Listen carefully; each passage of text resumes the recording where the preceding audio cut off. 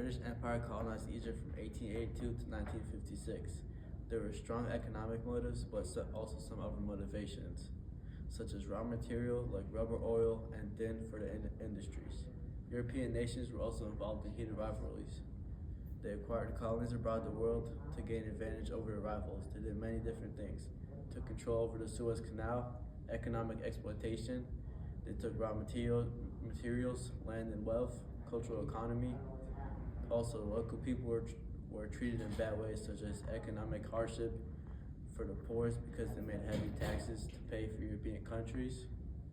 And most profits over the work went to England, and who owned any land in Egypt lost it and became a worker on it.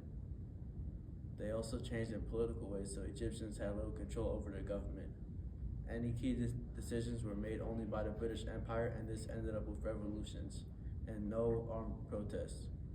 Egypt also reacted with long-term instability after the British Empire shaped Egypt's economy, and politics left a legacy of corruption, inequality, and dependency.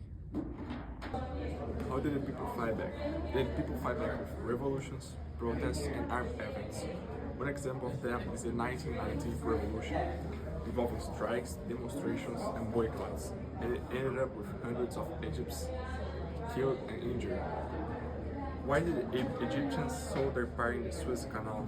They sold their power around the 1700s, while economic conditions had gotten worse, forcing Egypt to borrow from foreigners to pay for these projects.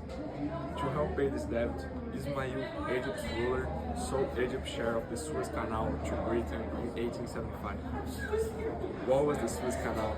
It was a waterway that linked the Mediterranean Sea and the Red Sea. Instead of sailing around Africa, European ships now passed through the canal to reach Eastern Asia in much less time. What were the long-term consequences of the British occupation on Egypt's identity and nationalism? The loss of cultures such as English becoming the key language in education and administration in Egypt, westernization, absence of healthcare system, and a low level of education, a loss of freedom and control over its own country.